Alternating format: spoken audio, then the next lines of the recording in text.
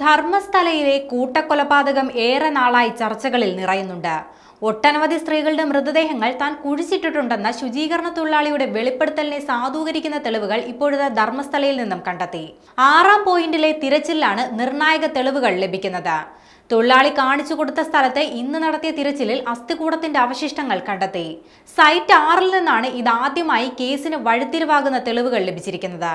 പ്രദേശത്ത് തിരച്ചിലിനായി 13 സ്പോട്ടുകളാണ് മാർക്ക് ചെയ്തത്. അതിൽ 5 ഇടങ്ങളിൽ ഇന്നലെയും ഇന്നുമായി തിരച്ചിൽ നടത്തുകയായിരുന്നു. ഇന്നാണ് 6-ാമത്തെ സ്പോട്ടിൽ പരിശോധന ആരംഭിച്ചത്. അവിടെ നിന്നാണ് അസ്ഥികൾ കണ്ടെടുക്കുന്നതും.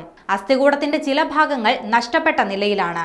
മനുഷ്യന്റെ അസ്ഥി തന്നെയാണോ കണ്ടെത്തിയതെന്ന് സ്ഥിരീകരിക്കുന്നതിനായി ഫോറൻസിക് സംഘം പരിശോധന നടത്തും. പരിശോധനയ്ക്കിടെ ഇന്ന് ഒരു സ്ത്രീയുടെ വസ്ത്രങ്ങളും വാനിറ്റി ബാഗും തിരിച്ചറിയൽ രേഖകളും ലഭിച്ചിരുന്നു. ലഭിച്ച തെളിവുകൾ അന്വേഷണത്തിൽ വഴിത്തിരിവായേക്കുമെന്നാണ് വിവരം.